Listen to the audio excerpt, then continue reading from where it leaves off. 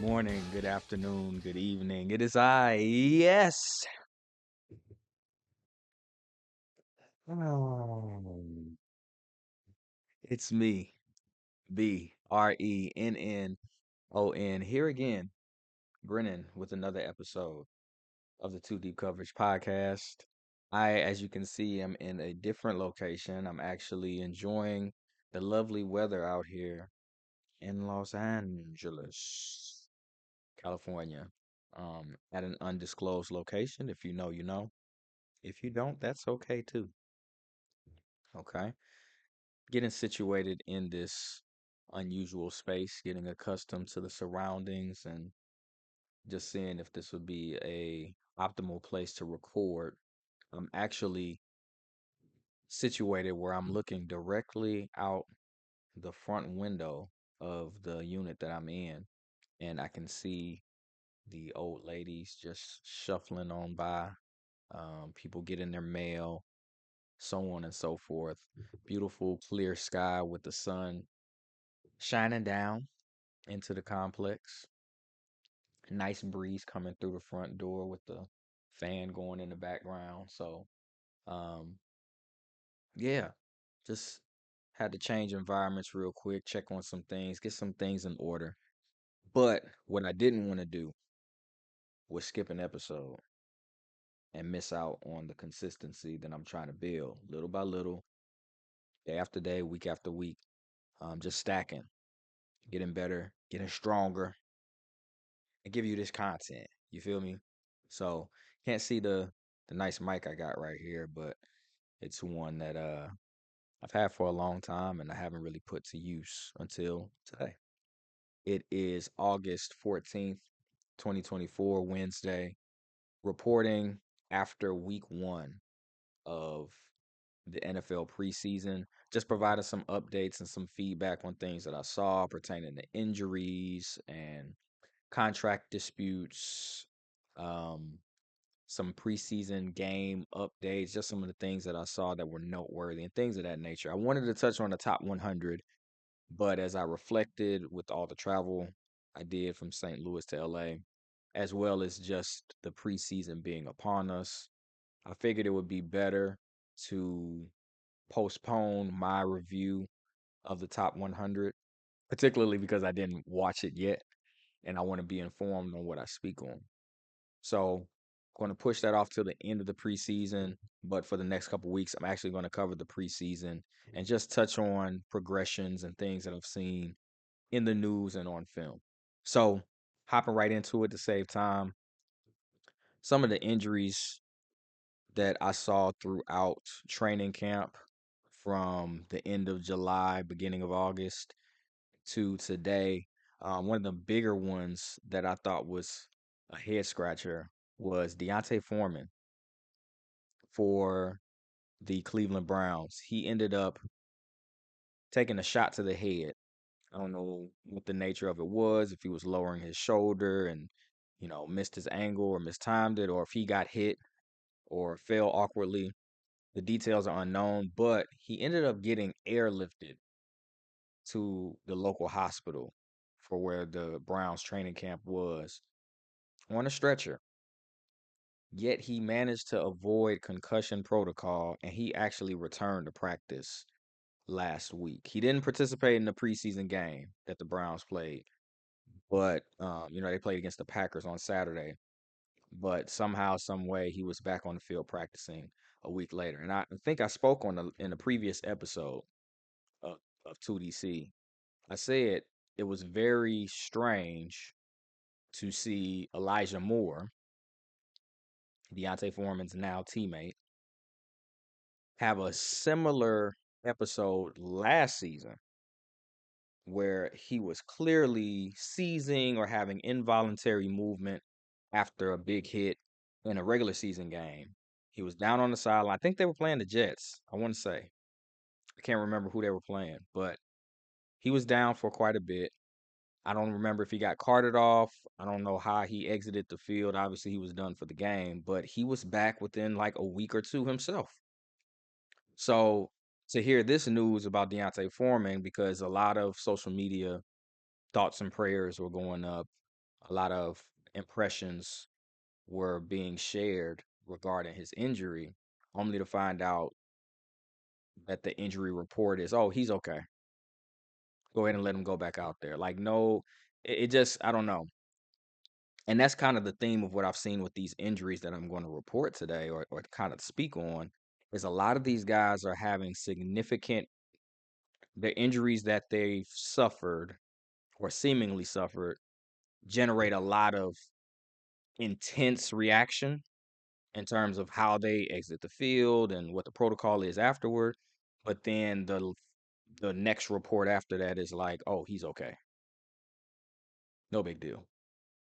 And I can't help but wonder, is that the NFL that has kind of an unspoken rule or expectation of how to navigate those injuries, even though they may be more serious than what's reported?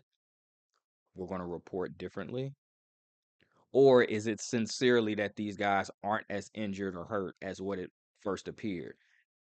It's hard for me to lean towards the latter because of the frequency that I'm seeing it happen throughout this list of injuries, as well as all of the years past, as well as the lawsuits that the NFL has incurred throughout its history for malpractice, essentially. Well, not malpractice, that would be incorrect, but having ill intent behind hiding injuries, if you will, and masking the severity of them in order to keep the product operating at a high level. I digress. He returned to practice, so if he likes it, I love it. And he'll seemingly be back to vying for the RB2 role for the Browns behind Jerome Ford to start the season. Nick Chubb probably won't get back into the swing of things until midseason, late in the season, if all goes well. Hopefully, we'll see him back on the football field sooner than later, regardless of what the um, context is. We just want to see him back on the field. Um, for now, Deontay Foreman back on the field. DeAndre Hopkins, another one that happened a few weeks back. One of the first reported noteworthy injuries during training camp. He ended up tweaking his knee, but he was able to avoid surgery. And now the report is that he'll be out 4 to 6 weeks. That's another thing that I've noticed with these injury reports, and maybe it's just because I'm paying more intentional attention now than I have in seasons past. But a lot of the injury reporting has been very vague as to what the actual nature of the injuries are. It'll be like, oh, it was his knee. Oh, it was his foot. It was his shoulder. He'll be okay, as opposed to, oh, well, for instance, Hollywood Brown, who I'll touch on later, he had a sternoclavicular homicide injury, something I'd never heard of, but it was very definitive. It was very specific. And maybe it's just coaches and teams wanting to hold their cards close to the vest as they're approaching the regular season, not wanting to tip their hand on vulnerabilities that they may be incurring with these injuries. It makes sense, but it doesn't help me as somebody who's trying to report the news. But it was tough to hear that for DeAndre Hopkins. I was a big fan of his throughout the Texans years and the Cardinals years. Um, it looked like he was on his way to a career revival last year, especially when Will Levis got into the swing of things to replace Ryan Tannehill. And then here comes Calvin Ridley, and then here comes Tyler Boyd. And apparently there's a resurgence of Treylon Burks. So this is really bad timing for him as he gets up in wide receiver years, NFL years. Um, Hopefully he'll recover on the 4 week side more than the 6 week side so that he can still operate week one of the regular season and try to hold on to that wide receiver two job, because it's really not a lot at this point in his career, as much as I would like to think it is. He's got a lot of competition for targets in that Tennessee offense. They say he'll be okay though. No surgery needed. Justin Herbert, another injury that happened about 2 weeks ago, end of July, beginning of August. He had a plantar fascia injury. He should be out of his walking boot tomorrow, which would be August 15th, Thursday, but there's still no timetable for his return. Another one of those instances where it should be a week one deal. and he gets back in time to open the regular season. Xavier Legette, very similar, had a foot injury, and Dave Canales, the head coach for the Panthers, suggests it's a week to week thing. I have no doubt in my mind with how shaky and how poor that franchise has been in performance over the past few seasons. Even though he's a rookie and he could use the reps, and Bryce Young could use the opportunity to build that rapport, they're probably going to keep Xavier Legette out of the preseason games and just try to work him into the regular season. Maybe get him in some joint practices if he feels a little better next week. But I doubt if he gets into any preseason action, unfortunately, because of that injury. And that's a very poor timing for someone like him. Whereas you have DeAndre Hopkins on the other side of his prime. You have Xavier Legette literally stepping into year one with a quarterback in year two and a first year head coach. And he was your first round draft pick at receiver to help that quarterback and that head coach. Just really bad timing for him. Now they do still have Deontay Johnson, who they brought from the Steelers. Should be just fine getting him involved as the Z receiver. Xavier Legette would have really helped him out in that X spot, and he still probably will. But starting off with poor connection, poor timing, poor rapport out the gates is pretty rough if you're a franchise that's already working its way out of the basement, regularly getting a top five pick every year in recent seasons. So that's just unfortunate for them. They still got Thielen, who balled last year with Bryce Young, added Deontay Johnson. So they should be okay. But um to not have Jonathan Brooks, who they drafted in the second round because of his recovery from an ACL injury last year, and then to now have your top receiver not be available. You got two young rookie players who were supposed to be impactful right away who aren't going to be available till, or probably be their best selves at least, until midway through the season or later. So this year's clearly a rebuilding year. It's about chemistry. It's about um, staying healthy throughout the season and really get into next off season where they can have year two in the offense, get more comfortable and familiar with the terminology and the chemistry with each other on the field, and then maybe next year they can really pop out. I want to say it could be like what the Texans did last season, but it'll be tough to say with all of those moving pieces. Um, Gonna try to plug this laptop up because it's plugged up, but it's saying it's gonna die. 1 second.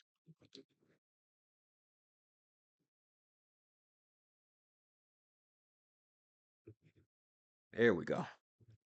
Power strip wasn't switched on.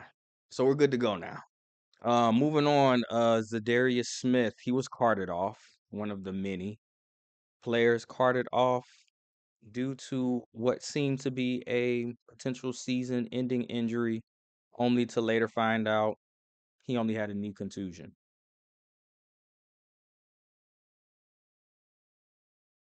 I don't think he has a lengthy history of injuries, Zadarius Smith, but he has had some nicks and bruises piling up in recent seasons. Fortunately, this was not one too serious, but just weird. Maybe it's just me. You can give me feedback in the comments. But it was odd to see how many of these players were carted off or put into air casts. And then later it was reported, oh, they're okay. This was one of those. Puka Nakua, he has a knee injury. Not sure how this one occurred either. He is listed as week to week. Sean McVay had a very interesting quote to describe this knee injury. He said, quote, that the Puka quote just had a little bit of bursa sac kind of bursted. That's an unquote from the head coach of the Los Angeles Rams, Sean McVay. A little bit of bursa sac. So maybe he assumed that we all knew what that was. I've been learning more about the human anatomy by playing football and covering football, speaking of football, but I've not heard of a bursa sac injury. It sounds somewhat familiar, but it's not so common that I was like, oh yeah, that's what he's got. Yeah, you're right, Sean. Okay, that's it. Like, all right, have to do a little research on that one. Um, I didn't have anything else for Puka. Joey Bosa, another veteran, which is very odd to say, and as I'm just realizing I'm getting up there in age. I've transitioned into the 35 plus age bracket. I have to keep reminding myself of that when I do applications or fill out surveys or whatever. And they ask me, what's your age group? And I'm like 21 to 35 or 18 to 35. And I can't say that anymore. I mean, I can. I'm 35, but this coming February, about 6 months from now, I will have exited that category. So with that and gray hairs coming in, I have to remind myself these guys I grew up watching or came of age watching in my early to mid 20s. These guys are now the vets. These guys are now aged in NFL years. They're considered the OGs. And Joey Bosa is one of those guys. He has historically been nicked up. Um, Definitively, it's not speculation. He's missed a lot of time due to injuries, and I think it's ruined a lot of his potential of what he should have and could have been in Los Angeles for the Chargers. Now he does have Khalil Mack on the other side, who's helped him out with production when he is healthy. But starting again, training camp, not even getting to the regular season, and he's already hurt again with a hand slash wrist injury. Again, not very clear, not very defined, not a lot of information out there about exactly what the nature of the injury is, but apparently it's not serious. Um, and like I said earlier, a lot of these teams are just keeping these injury updates close to the vest. As I talk through it and think through it, it makes more sense because we're not yet in the regular season. Maybe there's different rules from how to report these injuries in training camp and in the preseason versus in the regular season. That'd be something else that I should try to look up. Um, Report injuries. In the meantime, another one that was very definitive on timetable and description. Unfortunately, Josh Downs for the Indianapolis Colts. He suffered a high ankle sprain and will be out for 4 to 6 weeks. They're hoping for, much like DeAndre Hopkins, more of the 4 week side of the timetable as opposed to the 6 week side. It's not like they're lacking receiver help in Indianapolis. They have a lot of young talent and potential. However, that doesn't mean you want to lose anybody. Um, the unfortunate part of this injury was he was tackled by his teammate and injured by his teammate. And that's a guy named Nick Cross who is fighting for a roster spot at free safety or a starting spot at free safety. I'm assuming he's going to be on the roster unless this event makes Shane Steichen change his mind and decide, you know what, I don't want anybody that reckless on the team. The reason I say that is because Nick Cross ended up injuring Josh Downs during a 7-on-7 period. If you know anything about football, you know 7-on-7, light touch, maybe thud up, nothing serious, not taking guys to the ground. Doesn't matter if you have full pads on or a t-shirt and shorts. This is just pass concepts. It's not about physicality. Nevertheless, Nick Cross took it upon himself to say, hey, I'm trying to get this free safety spot. I'm trying to show what I got, and I'm trying to compete, which he kept reiterating in the post practice press conference or whatever. I'm just competing, man. I'm just competing. He didn't take any accountability. He didn't apologize. He was just like kind of shrugging his shoulders, like it is what it is. Josh Downs got hurt. I love him, but I'm competing. So we'll see if Nick Cross makes the 53 come week one of the regular season, let alone starts at free safety. Um, it's kind of unfortunate. It opens the door for Adonai Mitchell to get some reps and to get some more rapport and opportunities with Anthony Richardson. We know Michael Pittman is entrenched as the starter, as the number one guy, the X on the outside. Josh Downs looked to work more in the slot, but Adonai Mitchell in the slot with the type of speed that he has coming out of Texas to stretch the field could definitely be a tantalizing option for Anthony Richardson in the weeks and months to come. And it might leave Josh Downs in that wide receiver three position, whether it's in the slot or on the outside. Injuries with new situations when you're not entrenched as the guy or have a solidified role, it can really mess you up. We'll see how that plays out. Speaking of injuries, if there's one guy we know to regularly have them, and I don't make light of that because it's not funny, it's unfortunate, it's just ironic. If I'm using that correctly, shout out to Pro Football Talk. Mike Williams, the wide receiver from the Los Angeles Chargers, who is now with the New York Jets. He was activated off of the PUP list, physically unable to perform list, but he's not ready for action yet. They're going to ramp him up slowly and try to get him ready for the regular season. I wouldn't be shocked if they kept him out of preseason action altogether as well. Maybe very similar to, I forget who I was. I said earlier, Leggett, maybe. Um, get some joint practices in, but preseason games, probably not. It will be very important for Aaron Rodgers to build some rapport with him in the next 2 weeks, lest he gets surpassed by, I don't know, Alan Lazard, a guy that A Rod is much more familiar with, or a rookie out of Western Kentucky, Western Michigan. I can't remember, Western something. Malachi Corley, who I didn't realize was as small as he is. Very small receiver, relatively speaking. I'm 5'7", so everybody's bigger to me. Pause. But he's about 5'10", 5'11", more of a shifty slot kind of guy. Maybe could kind of fill a Randall Cobb-esque role for Aaron Rodgers in this Jets venture. Um, but I could see Garrett Wilson, Corley, and either Lazard or Mike Williams all on the field simultaneously in three receiver sets with Brees Hall in the backfield. So Mike Williams is kind of on the Brees Hall plan from last season. Brees Hall was coming off an ACL injury the season prior to that, or the year prior to that, 2022, kind of similar to what Jonathan Brooks is dealing with now in um, in Carolina, coming out of Texas.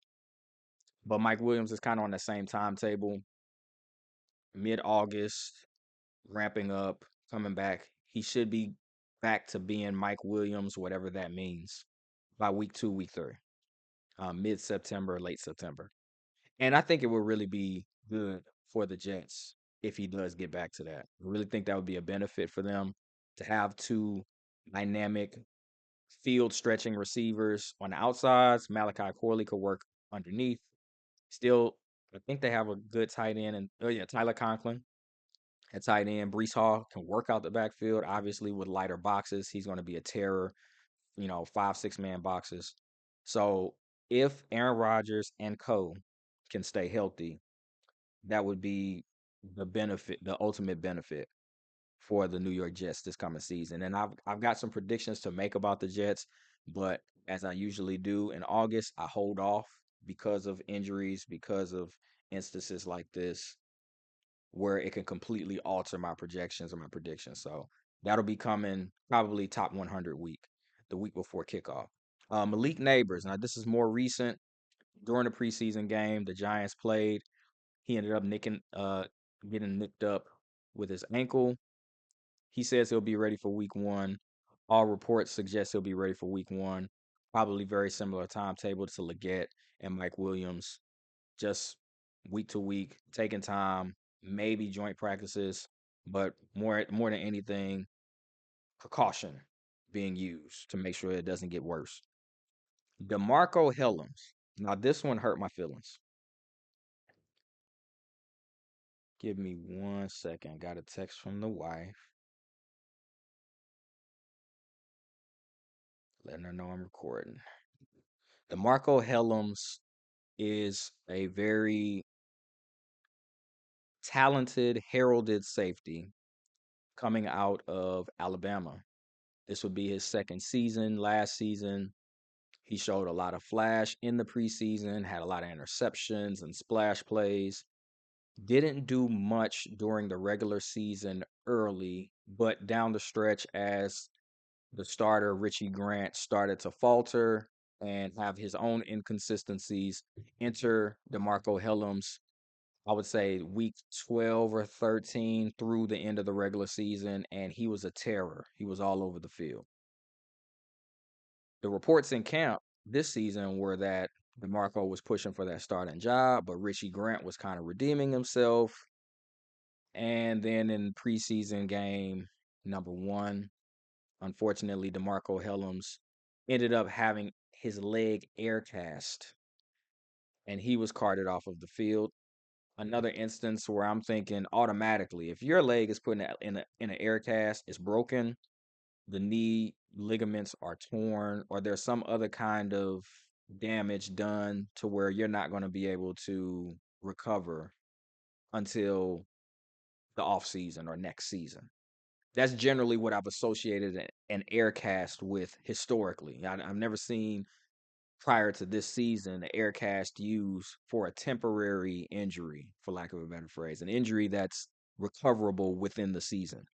Nevertheless, no reports that I've seen suggested that he's going to miss the season. It says he's going to miss significant time, and even the head coach Raheem Morris backed that up by saying, he'll have to miss a little time, but apparently he avoided a season-ending injury. So it's going to be much like last year. Like hopefully he'll be able to get back by midway through the season or late in the season and have the impact he had at the end of last season. But another one of those frustrating injuries that hinders that incremental progress and growth that players try to make year on year, especially as they're young in the league and they don't have solidified spots or support from the coaching staffs. I think they'll end up keeping him around because that safety core is still kind of shaky behind Jesse Bates. And I think they really like this kid. I like them personally. Fantasy, real life. I've watched the tape and I was like, I like his explosiveness. I like his physicality. He's a solid balance of the two, can work in coverage and fight for the ball as well as come downhill and smack folks. So that's my kind of safety. I'm a big Brian Dawkins fan. That's my favorite safety of all time. And he was able to do both. He clowned on special teams as well. He actually worked in the return game early in his career. And I see elements of that present with DeMarco Hellum. So that was unfortunate news when I saw that. Um, Another teammate of his in that same game against the Dolphins in week 1, Braylon Trice, who actually was a second round pick, if I'm not mistaken. I believe they got him in the second round, early second round, after they drafted Michael Penix. Braylon Trice ended up tearing his ACL in that same game that DeMarco Hellums was carted off. So um, when you hear ACL, when you hear Achilles, me personally, I started to kind of get, I kind of feel like somebody punched me in the stomach, kind of get like just dysregulated. I get unsettled in my stomach. I just like, I feel really bad, like, dang.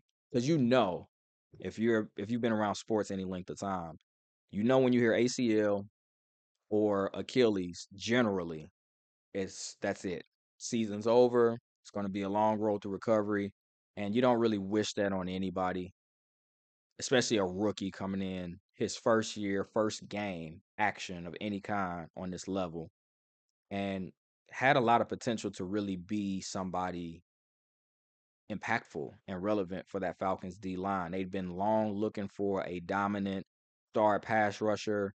They didn't go after the guys that they were pegged to go after in the first round because Michael Penix fell in their lap. And then you end up getting 2 or 3 pass rusher potential guys who could outperform their draft position in the second, third round, and I think the fifth round. And then the first one of those guys ends up tearing his ACL week 1. Obviously, they've addressed that. The Falcons have today. I'll touch on that a little bit later in terms of how they are rebounding from this injury, but it still sucks for him. From player to player, athlete to athlete, it's news you never want to hear. And I hope for a speedy recovery for him and that he has an opportunity to rebound next season and prove himself not just worthy of a roster spot, but of being a player who was drafted as high as he was because he really did show a lot of potential coming out of college. I believe he went to Washington as well, if I'm not mistaken. Braylon Trice, where did he go to school? Braylon Trice, if I'm not mistaken, he went to Washington. Yep, Washington. Speedy recovery for him. Um, JJ McCarthy, since we're talking about ACLs or knees, he didn't have an ACL injury. However, he did have a meniscus tear. And unfortunately, very similar result.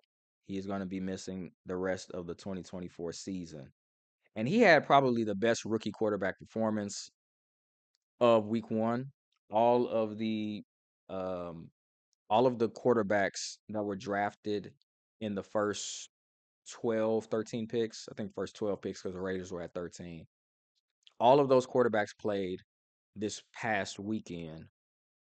Caleb Williams, Jaden Daniels, Drake May, uh, JJ McCarthy, Michael Penix. If that I can't remember who went first. Did McCarthy Penix go first and then McCarthy? I can't remember off the top of my head. And Bo Nix. All of them played. The bottom three quarterbacks that were drafted outperformed and also had significantly more playing time to be fair, but looked better on tape than the quarterbacks drafted ahead of them. And I would say more consistently, all of them looked good. It's not really a big script in the preseason, not supposed to be. Defenses are playing pretty vanilla, and a lot of these quarterbacks are going against second team talent in the, back seven, the defensive backfield and the linebackers. So they had plenty of opportunities to show their ability being drafted as high as they were. Their talent should warrant that they perform okay in the preseason. But out of those six, I would suggest that JJ McCarthy had the best preseason game week one, and it was against my Raiders. Fair enough. He looked very polished in the pocket. He looked very confident. He wasn't hitching his step. He wasn't taking unnecessary steps. He wasn't bailing out of the pocket early, feeling pressure that wasn't there. He was stepping up into the pocket to make throws. He was climbing the pocket well. Had good situational awareness, layers the ball well on the corners, between the corner and the safety in that cover two zone or void, I should say. Um, Firing the ball down the middle of the field for targets, waiting for routes to progress rather than trying to rush and just get to the check down. He seemed very calm, very relaxed, very patient in the pocket and with his delivery. So to hear that he came out of that game with a meniscus tear, I was like, well, dang, I didn't see any of that. I don't know when it happened. I think he scrambled once, and I don't know if maybe he slid weird or took a hit, kind of buckled him up, but I didn't see anything to suggest that he would have had this injury. So that one kind of threw me off. Very unfortunate. Um, from the team perspective and from a layman perspective, I really don't think it hurts the Minnesota Vikings this season the way that a lot of people do, because I was pretty high on Sam Darnold. I felt that Sam Darnold showed flashes of why he was drafted third overall when he was drafted after escaping the hell that is the New York Jets and being able to spend time in Carolina, although they were a dumpster fire as well. He looked good in his time when he played. He looked like he had made progress with some better support. And then in San Francisco last season, he looked even better in the times he stepped in and got some playing time. So I really wouldn't be surprised if Sam Darnold comes out and makes people forget about um, JJ McCarthy. Not in a bad way, but for this season, if he comes out and says, you know what, I've got Justin Jefferson over here, I've got Jordan Addison over here, I've got Aaron Jones behind me, who is a solid starter. He should be a starter in the league. And I've got TJ Hawkinson nearby to go with my offensive line. And I've got Kevin O'Connell, who played quarterback in the league and has a good track record of helping quarterbacks succeed. I don't think Sam Darnold's going to play bad at all. I think he has potential. easily to be top half quarterback in the league. He might push to be the top 10 quarterback in production. And I wouldn't be surprised by it. Wouldn't be surprised either way. If he ends up continuing to be the Sam Darnold we've known him to be, but I wouldn't be surprised if he pushes for a top 10 finish in yards or touchdowns or anything of that nature, quarterback rating or touchdown to interception ratio, any of those categories. I would not be surprised. So speedy recovery to JJ McCarthy. Clearly they drafted him as high as they did. They traded up to get him because they do want him to start for the Minnesota Vikings in the future. This may be the breath of fresh air that Sam Darnold needed to know he doesn't have to look over his shoulder throughout the season because that guy they drafted so high and traded up to get is no threat this season. And I think that'll make Sam Darnold play a lot more free, as this is his audition year to get a starting job somewhere else. Maybe he comes to the Raiders. I don't know. Marquise Brown, another unexpected injury, one that I didn't notice was as bad as what it's finally reported. He ended up going out with that sternoclavicular injury that I spoke to um, earlier in the pod here, this episode. Sternoclavicular, it's somewhere in this area, shoulder, clavicle, I don't know. But apparently, it was the first snap of the preseason that the Chiefs had against the Jags. He had the injury. I think he got tackled awkwardly, ended up leaving the game. Doesn't need surgery, which seems to be the theme here for most of these injuries, but another 4 to 6 week timetable for recovery. And that opens the door for Xavier Worthy to get more snaps and more targets from the almighty Patrick Mahomes, another Texas receiver who is thrust into the spotlight from injury.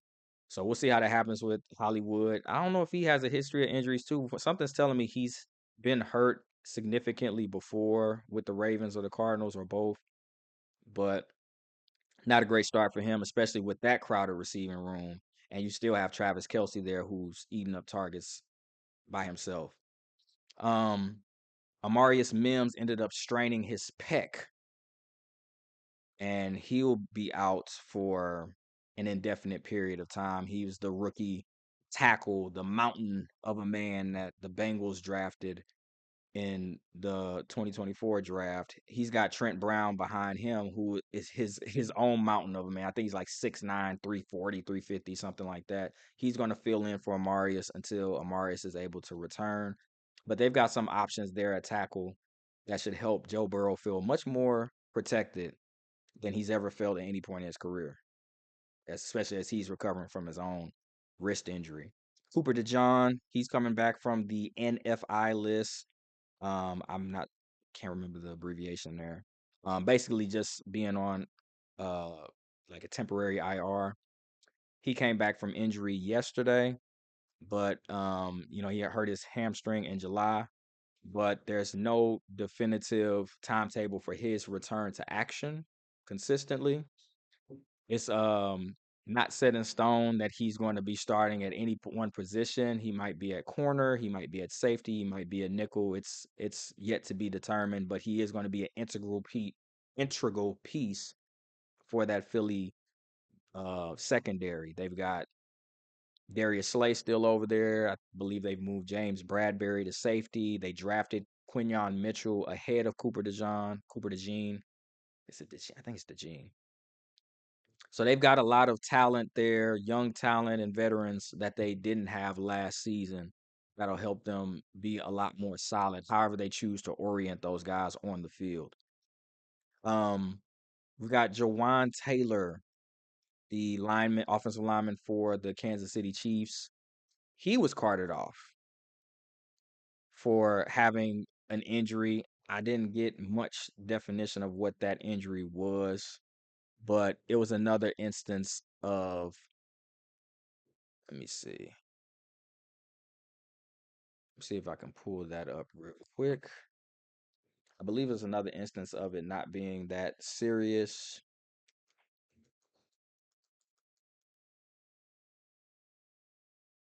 Mixing up my notes here. That was earlier today, Wednesday, August 24th. Believe he avoided serious injury. He suffered a shoulder injury today at practice, and one source said the team is not overly concerned at this time. That's coming from the great Adam Schefter of ESPN. So he should be back soon. If I'm not mistaken, Jawan Taylor is the guy that kept jumping off sides for them last season. And apparently it was something that wasn't unique to offensive linemen in the league in 2024, lining up more in the backfield to try to get a head start on pass rushers. But he was the one that was getting caught and getting notarized for it. But they kept him around. So maybe there's an opportunity that he's rebounded and improved that technique and figured out some other strategies to be effective. And instead of costing the Chiefs yardage, he helps them get touchdowns. Jordan Addison was just carted off maybe a few hours ago with an ankle injury. Another instance of it not being that serious, yet he was carted off the field. So maybe it's just me. I carted off the field, not that serious. Those things seem opposite to me, but they've shown up together many times on this list here. Um, so that's all the injuries I noted that were noteworthy.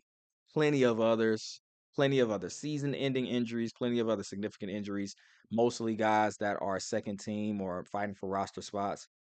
But that's a lot of guys that are starters and noteworthy players in the league with noteworthy injuries in the first 2 weeks of the summer.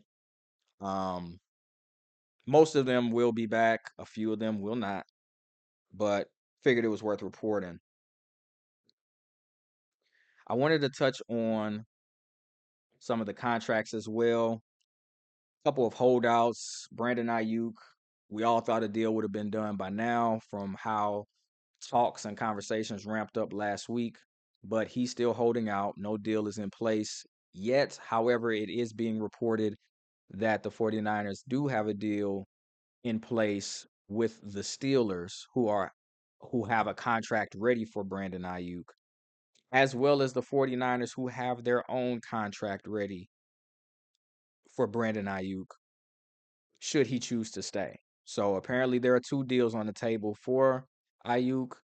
Remains to be seen whether there's truth there or it's just more fluff, and whether or not he'll actually pull the trigger and make a move in the coming days. I have a funny feeling Monday, Tuesday we'll have something, maybe sooner, but he might wait until the end of the second preseason game just to see if anything shakes out or any moves are made before he makes his decision. It would be nice to see some other teams get into action, but I honestly think Ayuk to the Steelers makes probably the most sense contractually. They can probably afford it a little bit more. I think George Pickens is still on his rookie deal, and he is yet to prove fully or consistently the potential that they drafted him to have. Ayuk would fit as a true number one target in Pittsburgh and free Pickens up to be a number two guy and not have so much pressure on him, especially because he doesn't get much separation. I mean, that's what I've seen on film. It's hard to be the number one guy when all of your catches are contested and you don't help your quarterback get any easy throws. This would absolutely help him have more one-on-one opportunities, get down the field more, work in the middle. It would free up the offense much more. Not saying that Deontay Johnson didn't, but Deontay Johnson wasn't Brandon Ayuk. Just being fair. You weren't necessarily shading a safety to Deontay Johnson. And I love Deontay Johnson. I love everything about how he runs routes. He's just not Brandon Ayuk. Um, who else is holding out? 49ers teammate Trent Williams. No movement on his deal. No reports. Seems like they're at a stalemate. Jamar Chase is holding in as of yesterday, August 13th. Apparently, yesterday he missed practice altogether. Up until that point, he was very involved with helping rookies, offering advice, just being supportive of his teammates, even though he wasn't participating in any drills, any practices, or anything. And from what I've seen yesterday, he didn't show up at all. So it seems like the Bengals situation is regressing. T. Higgins ended up reporting to camp after he was franchise tagged and couldn't get the deal he wanted, and now Jamar Chase is showing similar discontentment. The Bengals have a history, and I've heard this. This isn't my opinion. This is what I've heard from retired and former Bengals. They have a history of being frugal with their stars. So this is it's unfortunate, but it's pretty consistent with how they've handled star players throughout the years. I don't know if they just don't have the money or they just don't want to spend it. I don't know. But like Jamar Chase is a top 5 receiver in this league. You know Joe Burrow has the potential when he's healthy of being a top 5 quarterback annually in this league. When you get those kind of guys, why do you hesitate?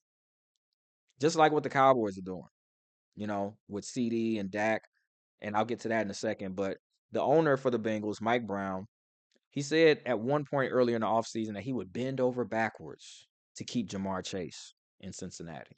Quote unquote, bend over backwards. But then at this stage in the process, as we've entered the preseason and training camp, Mike Brown says, "Oh, well, that's something we handle in the offseason. But now that now that the games and activities are starting on the field, we're not doing like so we're going to shut down contract talks because they started playing football. He's not playing football. So the contract talks should continue until you got him playing football. But I think owners know that when they have leverage, especially guys that are in rookie deals, who won't necessarily get a lot of, I won't say they won't get a lot of, but they won't have much success commanding trades because of how early they are in their career. It's a dirty game, the NFL. I love football. I don't really necessarily love the NFL, as I kind of spoke on last week when I touched on my fanhood journey and how that was ultimately impacted by that LA team. But I think Jamar will get a deal done. It remains to be seen if it'll be this season or next season. It might be very similar to what happened with Justin Jefferson, where they take it up to the 11th hour, which is unfortunate. But Jamar Chase is top 5 money at that position. It's just a matter of when you choose to pay it. CeeDee Lamb, very similar from how he's performed the past two seasons. I'll say how he's progressed the past 2 seasons. That first year, not so much, but last season, the progress that was made, the jump that was made, particularly with the absence of support from the running game and from other receiving options, for him to still ball out the way he did and get the Cowboys in contention the way that he did with his game breaking plays and his versatility, very much in that same conversation as Jamar Chase, if not more. Some would argue more. I'm not saying he's top 5, but firmly top 10, pushing top 5. And that's just a credit to how good I believe the top 5 guys are. That's not a diss to CD. That's just me saying how good Tyreek Hill and Justin Jefferson and Jamar Chase and AJ Brown. I, I don't know if I'll put Amon Ra in there. You got to throw, I can't say Devontae's top 5. So maybe it's CD. And that's any order. Maybe CD's 3, maybe he's 4, maybe he's 5. Fair enough. That's fair. And he definitely earned it. Everything he did on the field last season, I didn't have no argument. I used to be like, well, I don't know about his route running and da da da, but he proved he shut everybody up last year, except Jerry Jones. Jerry Jones has been out here rambling and he's been on his Donnie Trump this whole offseason. Like, well, we're not in a rush and we gotta go all in and we need glory hole. All these quotables and no deals have been done. No progress has been made on the negotiations. The reports are that the contract offers aren't even close. So CD's holding out as well. But Stephen Jones, the COO for the Cowboys, the co-owner, the figurehead, because we know who the real decision maker is. Jerry Jones' son said today, August 14th, that CD is set to have a very favorable deal whenever it's done. So much so that he's going to require a lot of touches. He's going to get even more touches as far as catches and rushes than even last season. Which I mean, ramping up his activity even more than last season would definitely be a feat. But that's what Stephen Jones said. It could always be fluff with the Cowboys. You never know. But it was pretty encouraging to hear him publicly state his desire to keep the player in Dallas. Whether that will manifest in a reality, we'll see. His teammate, CD's teammate Dak Prescott, also been very vocal about wanting a new deal, even though he hasn't held out or been a malcontent with the Cowboys or with his interviews. He has let it be known, like, hey, um, tick tock, look at the clock. But he's been participating in drills. He's been participating in camp. Um, and it's also reported that his deal is not close as well. But the difference between CD's situation and Dak's is that Stephen Jones publicly said they want to get that deal done by week 1. So he's a lot more definitive with where they are in their negotiations and where they desire to be from the Cowboys to Dak versus the Cowboys to CD. Obviously, Dak's been in the league longer. He's proven a lot more in the regular season. And it makes sense in that regard. But man, you don't have that many of the guys. You should pay the guys that you have. CD, Dak, Micah. It shouldn't be this, I don't know. I would love to get more perspective on the art of the deal that the owners use and exercise. And maybe they read the book. I don't know. But we'll see how those two deals get done in Dallas or not. Maybe before week 1 for one of the guys, maybe both. Who knows? Hassan Reddick, he's not practicing. And a few days ago, he requested another trade. He just got traded to the New York Jets in the offseason, barely got his feet wet, and is already asking for another trade because apparently the deal that was supposedly offered to him upon the trade, the reason he left the Eagles because he wasn't getting the deal that he desired, he gets to the Jets and he's still not getting the deal that he desires. So now he's asking for another trade. But the Jets are like, oh no, you're not going anywhere, buddy. They shot all the trade rumors and trade requests down publicly. They made a statement, I believe, over the weekend, and they were just like, he's not going anywhere. So whether or not that means he gets his deal or not, remains to be seen. But we know he's not getting traded, and he's not happy. He's also holding out. Jets look very good this year.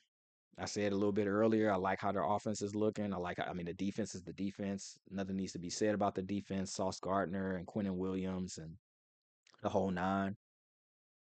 But you want a guy like Hassan Reddick on that roster. I mean, you got Jermaine Johnson. He's coming along, but he's not yet proven. Hassan Reddick would put that defense over the top. So we'll see how they do that. Jeremiah Owusu Koamora, the African linebacker for the Cleveland Browns. He got a new deal. Now, I reported all these holdouts and all these frustrations. He said, it feels like I'm loved. That was his quote. It feels like I'm loved once he got this 3-year extension from the Cleveland Browns. $39 million on the deal with $25 million of that guaranteed. Made his first Pro Bowl appearance last season. Had about 101 tackles, about 3.5 sacks, 3 sacks, 2 interceptions. I think he had like 6 passes, defense. He was all over the field. Had like 20 tackles for loss. He was everything advertised coming out of Notre Dame in 2021, 2022, whenever he was drafted. He was supposed to be that Swiss Army knife. He kind of went under the radar during the draft process, right until up until the final week or 2 weeks prior. And then everybody started to get familiar with the name more because of the name than the talent. But the name, the uniqueness of his name led to people exploring how good he was at Notre Dame, how versatile he was. And it took him a while to get to that point because of injuries and just adjusting to the speed of the game. But last season, he finally showed why he was touted as highly as he was. And he got rewarded for that, which the Browns don't really have a well, no, the Browns will break bread. Browns will pay money to guys, their evaluation is more their issue. The Browns historically will spend the money. The Browns also historically have not evaluated well. So their issue hasn't been the pockets, it's been the assessment of who's a good player. Now, on the other side, the Bengals, they've had the great players. They've assessed and drafted and built teams very well throughout my lifetime, the past 20, 30 years, and going back into the 80s and the 70s. They just don't pay their guys. They just don't commit long term to core guys. They pinch pennies. So, but congratulations to JOK, one of my favorite young linebackers in the league. He's going to definitely have more of a significant role and feel supported as the main guy on that defense, particularly at linebacker. I believe he's a green dot guy, but yeah, happy for him. A couple other transactions I saw that were noteworthy, along with Jamal Adams going to the Tennessee Titans. His Seattle Seahawks teammate, Quandre Diggs, followed suit a few weeks later, ended up going to Nashville as well. Remains to be seen who will start at strong safety. Both of them kind of play similar positions. They've got Elijah Molden and what's the other guy's name? They've got two young safeties there already, none of which have really grabbed the mantle on being an impactful starter. So they might split them up and do one young, one old, or one young, one vet to be respectful. Um, but the most noteworthy transaction just happened earlier today. Spoke on the Falcons and their injuries in this first preseason game, most notably Braylon Trice out with that ACL. They went and got another pass rusher, the star pass rusher that has eluded them for so many years. They traded the New England Patriots a 2025 third round pick to acquire Matthew Judon, who was unhappy with his contract situation in New England. Gets that satisfied, very similar to what the Jets tried to do for Hassan Reddick. So we'll see if the Falcons actually have that deal in place that satisfies Judon's request, or if Judon ends up in a very similar situation to Hassan Reddick in New York. But nevertheless, he got traded to the Falcons. They needed a pass rusher. He needed a fresh start. And the Falcons have a very decent opportunity to win the NFC South and make some noise in the NFC playoffs. I'm all in on Kirk Cousins. Achilles injuries, I don't know what that looks like for a quarterback on the other side of 35. But when he was playing healthy last season before the injury, he was looking like an MVP candidate, and the Vikings were looking like they were on their way to a number one seed in the NFC. Now, Drake London is not Justin Jefferson, but he was a first round pick. Kyle Pitts hasn't played well in recent seasons since his rookie year, but he was a first round pick. Bijan Robinson, first round pick. Insert Kirk Cousins. Let's play the game. And the defense is young, kind of nameless, but they've got some talent over there as well. One of the best safeties in the league in Jesse Bates. AJ Terrell, man, in one of the corner spots. You got Matthew Judon now, which you had Braylon Trice, and you had some of those other young draftees to help out with the defensive line. And you got Troy Anderson. Think he was the one that was injured. No, Nate Landman. No, Troy Anderson got hurt last season at linebacker, and Nate Landman ended up filling in. Both of them, when healthy, performed very well in that linebacker core. So could be a sleeper defense. It's going to be all about outscoring people. I think they have a chance to make some noise. And the NFC South is not such a strong division that they can't take control of it late in the season if they gel well early. So great trade for the Falcons. Third round in response for the Patriots definitely helps them out. A lot of my peers were saying they wouldn't have given up that much for Judon, especially as he's older in NFL years. But when you're trying to win now and you value the player, you pay what that you pay what you need to pay. So um I didn't have too many takeaways from the preseason. Um I saw that like I said, all of the top six quarterbacks played pretty well. I really liked what I saw from Peyton Wilson. I really liked what I saw from Peyton Wilson for the Steelers coming out of Wisconsin. He was all over the field as advertised. Um, Sometimes when guys run fast 40s, we presume that that's just linear speed and it won't necessarily translate to the movements required in the NFL. But the thing about Peyton Wilson is he just didn't run a great 40. He had great shuttle drill, he had great L drill, he had great lateral agility, and that was on display in that game the Steelers played against. Who is that they played? I can't remember. But he looked really good. I really enjoyed watching him on the defense. Patrick Queen wasn't out there, so it had me thinking who's going to wear that green dot. Obviously, Patrick Queen has they acquired him in the offseason for a reason, but the Ravens let him go for a reason. They got Roquan for a reason as they started to usher Patrick Queen out of the door. So I don't think it's a lock that Patrick Queen is just that guy and this is his defense, especially when you go get Peyton Wilson the way that you do. Maybe not early in the season, but midway, late in the season, I could definitely see him taking command of that defense in year one from what I saw on the tape this weekend. That's how good he looked. But not here. You didn't hear that from me. You know, just want to make sure it's documented. I saw that Jonathan Taylor and maybe some other players, but this was the one that was noted just in me browsing the web. Jonathan Taylor was the first player in the history of the NFL to wear one of the Guardian caps in an actual NFL game, albeit preseason, but he wore it in the game.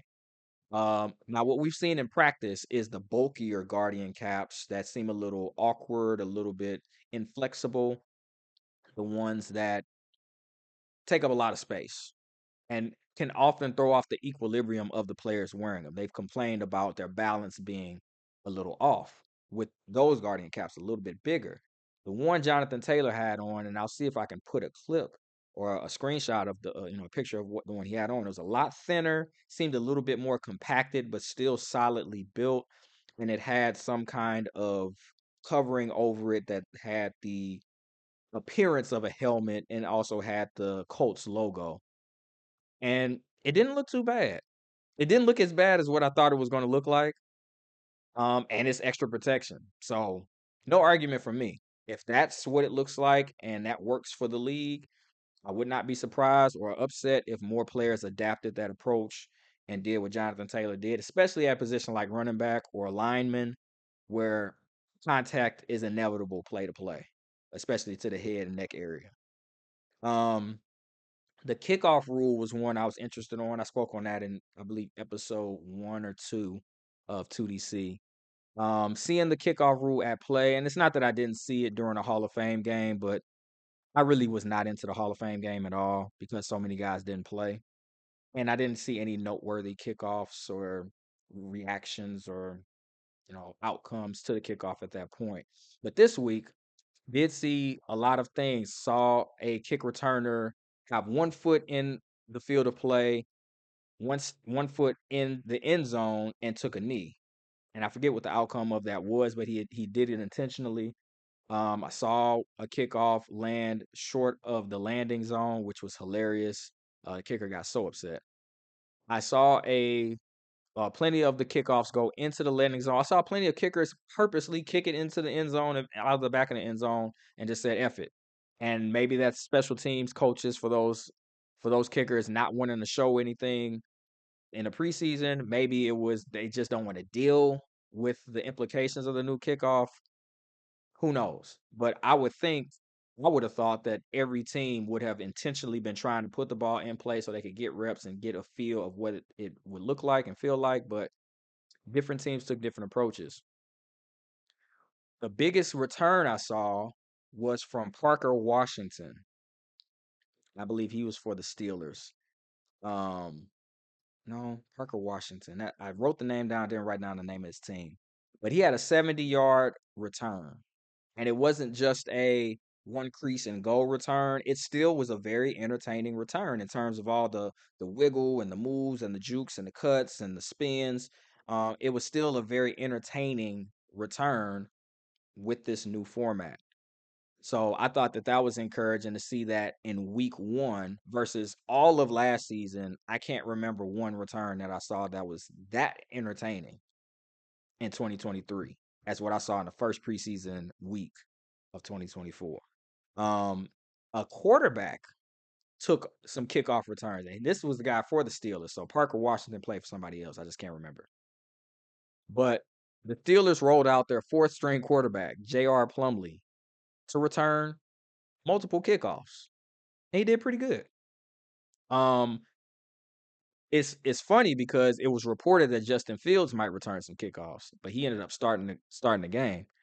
But I didn't think that they would actually commit anybody, let alone the Steelers, who negated it for their second string quarterback, would actually roll a quarterback out to return kicks. And he did it. That also was very interesting. It wasn't anything spectacular in terms of the returns, but it was interesting to see that decision. Like, hmm, now that you have a quarterback returning a kick, what could you do with the return? Here comes the elements of a lateral, maybe a screen set up on the opposite side, or some kind of reverse action. I definitely hope special teams coaches come out with some interesting concepts and tricks. I want to see what they come up with when regular season gets started. Um, Tank Dell, I just thought this was funny. Um, not he's not built as his name suggests. He's a smaller guy like myself, but he got lit up by the Steelers punter in that preseason game. He was headed out of bounds, might have been out of bounds or just close out of bounds. Clearly was giving himself up, ending the play, but the punter was like, nah, and just decided to, give him a little shoulder love and almost started a riot on the Texan sidelines. I just thought that was a hilarious play. Um, but nothing else major from the kicking game or from special teams that I saw. Um, I wonder how this new rule for the kickoffs will affect the kicking motion for kickers in general, if it impacts their approach to field goals. So obviously, it's a full, smooth, clean follow through on the kick for like field goals or the traditional kickoffs. But now these kickers' legs are so strong, if they kick naturally, it's out the back of the end zone. Now they have to kind of abbreviate their kick or alter their kick in order to pop the kick up more and have it land in the landing zone. I just wonder how that impacts their mechanics, or if it impacts their mechanics, and if we'll see that in the results of like the overall field goal percentage for the league in the fall once the regular season starts. Like, will the field goal percentages drop as a result of this because of altered mechanics? Do they start adding kickoff specialists, whether it's a position player or guys that literally will just hooch the ball into that 20-yard landing zone and then let the field goal kickers be the field goal kickers? And not just a kicker, you're a field goal kicker, and then you have a kickoff specialist. Will that command an extra roster spot? Or would that responsibility be designed to another position player? It's going to be interesting to see how they do. I'm very curious for the season to come and what they do with the special teams, and it gets special teams back involved as a relevant play as opposed to an extended bathroom break from the commercial. Um, and I didn't see any. Well, I won't say I didn't see any hip drop tackles. I did see many efforts to hip drop. None were successful because the ball carriers moved their legs out the way ahead of time, or the defenders will kind of pull up because they notice, okay, I'm going to break this dude's leg or his hip. But I didn't see any flags thrown for that. No flags for the hip drop tackle in week one that I'm aware of, but plenty of possibilities. So that's another one that I'm going to keep my eye on for the coming weeks going into the regular season. That's all I got for today. Just my wrap up of things in week one. Very, very close to an hour. I did an hour and 10 minutes. I think it's pretty good, especially for half of it to be about these injuries. Um, but those are the training camp updates. Those are the preseason updates. I appreciate y'all for watching all the way through. If you have made it thus far, please make sure to like, comment, and subscribe on the Two Deep Coverage podcast episodes. Not just this one. Go back and watch some of the other ones. And if you are very appreciative and interested and educated and informed and entertained by what it is I've been saying to you, share these videos with people. I'm going to try to make clips. I know people don't sit and listen to an hour at a time, depending on what they got going on in their lives. So I'm going to try to clip these up as well and make them more palatable so you can listen to them in smaller chunks. I'm working on all that stuff. It's a one-man show. I've got the laptop here, got the laptop here, got both of my Samsung Galaxy S8 devices recording, and this microphone that I've had, I don't know how long, probably 7, 8 years. But I'm doing it all myself. And I'm taking notes, I'm watching the film on myself, how I can improve and make this a better, more exciting, entertaining, captivating product for y'all as well. But I appreciate your time. Thank you, thank you, thank you for watching the Two Deep Coverage podcast. Until next time, peace.